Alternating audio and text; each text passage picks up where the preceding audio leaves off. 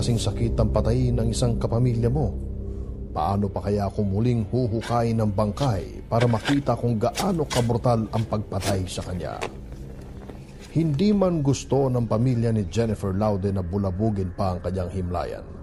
Napilitan silang pumayag na magkaroon ng re-autopsy.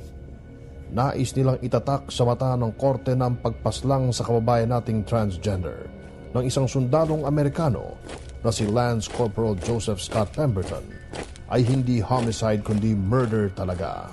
Nais din ng abogado nilang si Harry Roque na nangibabaw sa kaso ng dayuhan ng pang-aabuso, pagtatraidor at kalupitan nito nung gabing paslangin niya si Jennifer sapagkat nilunod niya ito hanggang sa malagutan ng hininga sa inodoro. Noong gabi ng October 11, 2014, nakita ni Pemberton ang biktima sa Ambiance Disco Bar sa Olongapo. Nagkasundo sila na pumasok sa Cell Zone Lodge Motel sa lugar. Makalipas ang kalating oras, nakita ang Amerikano na tumakas.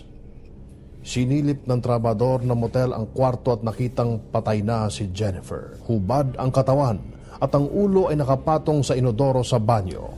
Si Pemberton ay kasama sa mga sundalo ng Visiting Forces Agreement ng US at Pilipinas. Kaya ayon sa pamilya ng biktima, may nag-alok sa kanila ng halagang 21 million pesos para pumayag na ibaba ang kaso mula murder sa homicide na lamang. Itinanggi ng depensa na sa kanila galing ang alok na pera. Ngunit matigas ang payag ng ina ni Jennifer na si Aling Julita Cabillan sa usaping ito.